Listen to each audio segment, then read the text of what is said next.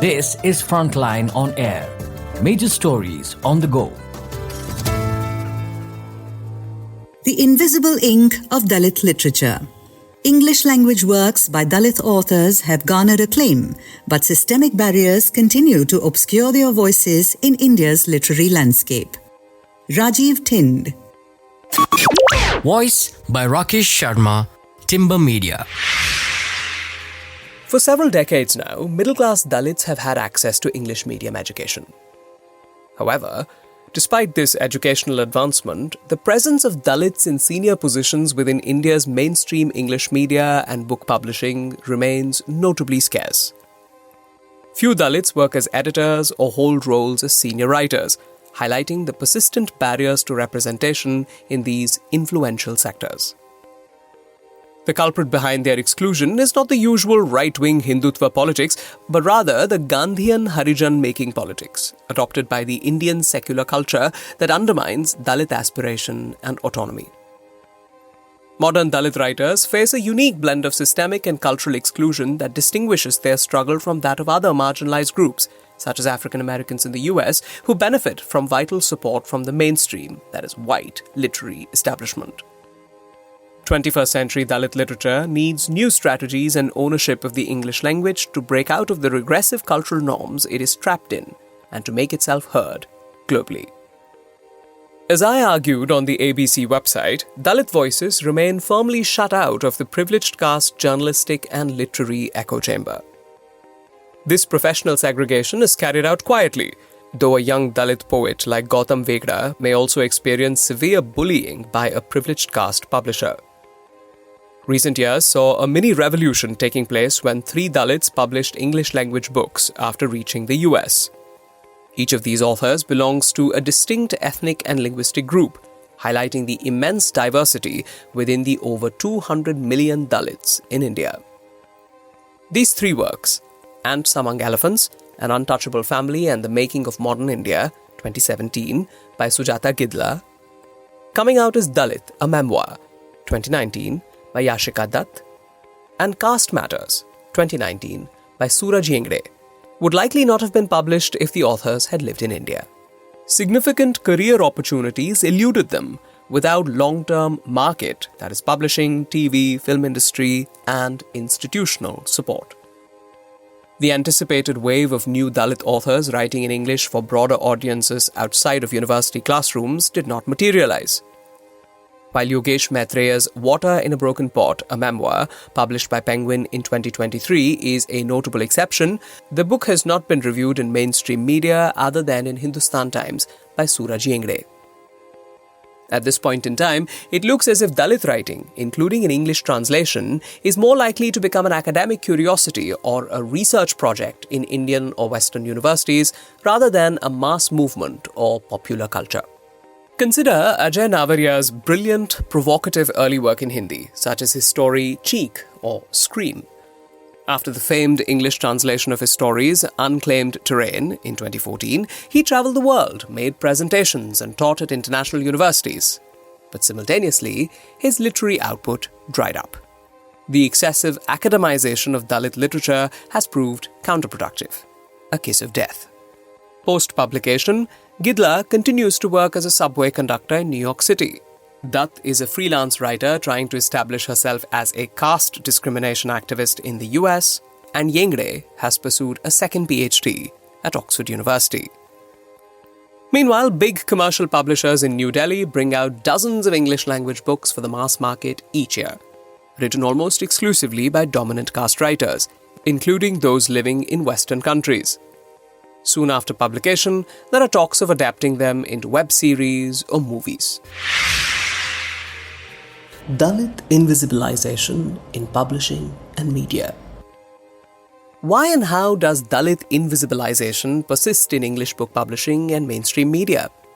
I try to explore this question through my assessment of 3 acclaimed Dalit-authored books in English, focusing on their reception and how, after the initial buzz, they largely vanished from public memory except for showing up in odd university curricula or appearing on lists of Dalit books you must read. Gidla's Ants Among Elephants is a pioneering English language work by a Dalit person for general readership. Born in northern Andhra Pradesh, now Telangana, to a Dalit Christian family, Gidla has lived in the US for several years. She narrates a compelling tale of outcasts and rebels, especially of her uncle K.G. Satyamurthy, often with unsettling honesty. Her book received glowing reviews in major outlets like the New York Times, The Guardian by Amit Chaudhary, and the New York Review of Books by Pankaj Mishra. The reviews are underpinned by surprise that she could write a book in English and even have it published commercially. Conversely, the Dalit origin historian Chinnaya Jangam wrote a fiercely critical review, accusing Gidla of gross misrepresentation, historical inaccuracy, and the dehumanization of Dalit lives. Jangam's assessment reminds us that Dalits can strongly differ from one another in the pursuit of intellectual integrity and authenticity. After publication of her work, Gidla appeared on several American platforms, gave public talks, and appeared in India's Litfest circuit. She was the first Dalit author to become visible internationally. This visibility also brought her online abuse for drawing attention to the caste system. Every Dalit author is subjected to this unique form of trauma by dominant caste trolls. Over time, the limelight dissipated without long-term institutional support and commercial success for Gidla. Two younger Dalit writers, more recent arrivals in the US, followed Gidla. Both had Ivy League connections via Columbia and Harvard, making it impossible for the Indian intellectual elite and media to ignore them. Coming out. Dutt's Coming Out as Dalit is perhaps the most readable of the three books. Dutt's fast-paced narrative takes place in the Hindi-speaking regions of North India, primarily Rajasthan and Delhi. The second edition contains 2 chapters on caste in America. With a knack for online campaigning and perfect timing, Dutt burst onto the scene in 2016, claiming to have come out as a Dalit in the wake of the tragic suicide of the Ambedkarite activist and scholar Rohit Vemula. She also proved to be an engaging speaker in various media interviews. Coming Out as Dalit appeared in 2019 and became the first Dalit-authored English work to win the Sahitya Akademi Yuva Award. She too was trolled for talking about continuing caste discrimination in the West. Dutt's memoir reads like a series of gripping blog entries or news articles chronicling her childhood struggles in a patriarchal family in casteist Rajasthan and later during her time as a student in Delhi's elite St. Stephen's College. She describes concealing her caste, navigating Delhi's cosmopolitan world, and getting a call center job thanks to her English-speaking skills. Later, Dutt broke into the prestigious English-language media, working as a fashion reporter for Hindustan Times while still hiding her caste. The book's last parts include a page-turning series of events and coincidences that lead to her securing a scholarship to Columbia University to study journalism. Coming Out as Dalit was an introduction to a Dalit person's experience of hiding one's caste identity in modern India to avoid discrimination. Despite high-profile interviews, positive reviews, and appearances in Indian mainstream media, Dutt did not gain a substantial career as an author or journalist. Declaring herself a Dalit loud and proud also meant that she remained outside the influential Indian academic and literary networks in the US as well. By 2023, Dutt's book was fading from public memory when she was caught up in the sensational tide surrounding Prime Video's Made in Heaven series that seemed to draw on Dutt's life. Unlike Dutt's narrative, the main character in the web series is a Maharashtrian Buddhist, an academic, and soon to get married. Even so, Dutt's demands for credit, whether formal and paid or honorary, appeared justified.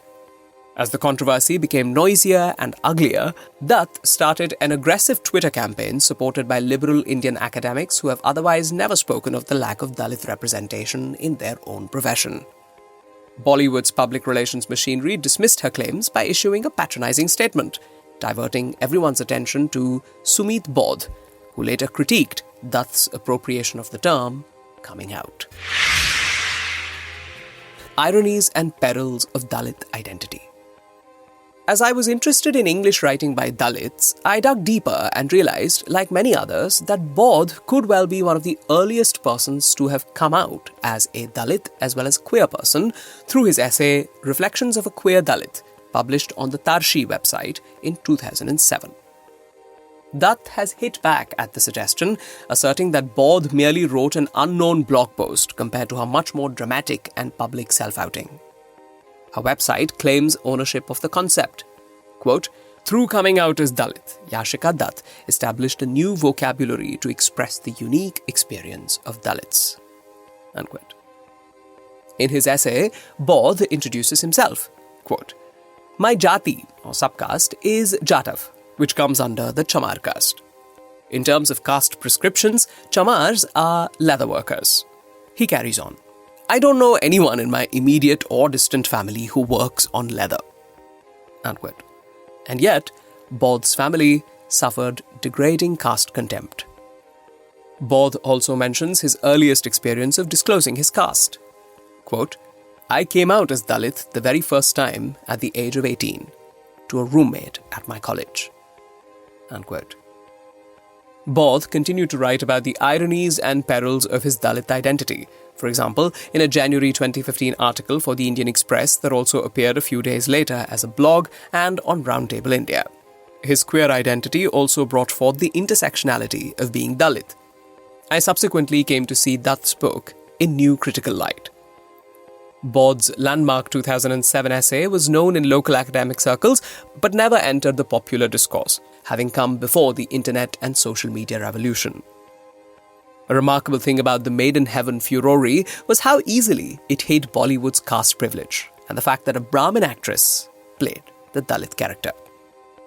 If the Bollywood producers believed that they drew on the composite works of many Dalit writers, how about formally recognizing and compensating them all? Dutt is right that she was dissed arrogantly by Bollywood because she is a woman from the Bhangi subcaste, traditionally associated with the demeaning work of manual scavenging.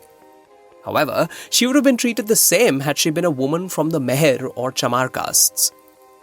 The bitter experience of the Dalit YouTuber Sumit Chauhan should alert us to the fact that for India's mainstream commercial media, all Dalits are despised untouchables. Yengde is the most visible Dalit academic and public speaker. Compared with the generally middle-class upbringing of the other Dalit writers I have mentioned, Yengde's background was starkly disadvantaged. His recent rise owes mainly to the Harvard University Association that brings considerable clout, as his influential right-wing Hindu critics never tire of mentioning. If Dutt's narrative is breezy at times, Yengde's leans heavily into scholarly hypotheses and theorization. The declaration on page 11 hardly sounds appetizing.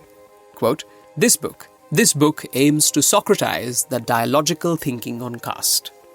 Unquote. Beginning in the third chapter, The Many Shades of Dalits, Yengde presents Dalits via various theoretical labels: token, conservative, reactive, elite, self-obsessed, harmful, etc., that comes across as heavy-handed lecturing. The book's compelling parts include his experiences of growing up in a marginal slum area amid dismal socio-economic conditions. We read a heartbreaking account of how his maternal grandmother hid her work as a maid in a baniya or merchant caste household. The 10-year-old Yengde decided to follow her one day and was mortified to see her cleaning a toilet. Then, feeling the urge to urinate, Yengde used the toilet with his grandmother's permission, only to be spotted by a lady in the house who directed vicious abuse and contempt at the elderly woman and her grandchild. The narrative takes on a journalistic tone as the grown-up scholar Yengde describes his meetings with highly accomplished Dalit civil servants. He exposes the hypocrisy of dominant class Dalits who distance themselves from the anti-caste struggle in an attempt to pass as dominant caste people. The book could have benefited from more personal details about Yengde's professional journey, including his time in South Africa, Europe, and Harvard. His experiences with caste in the West would be particularly interesting to explore. Yengde comes across as personable as well as a combative Ambedkarite. The hyper-publicity surrounding him, like Shobha De calling Yengde the rock star writer, can set unrealistic expectations. On the other hand, overemphasizing one's Dalit identity carries a risk. One may become confined to the Dalit writer brand, a label reinforced by academia, in contrast to dominant caste individuals who can position themselves as Indian or global writers. Ironically, the fight to be casteless becomes the reification of caste identity, as evident in the Chamar Pride songs or Dutt's constant reminders that she comes from the Bhangi subcaste. Finally, we must acknowledge that these three Dalit writers emerged despite the obstacles posed by dominant caste academic and literary cliques and toxic social media trolling.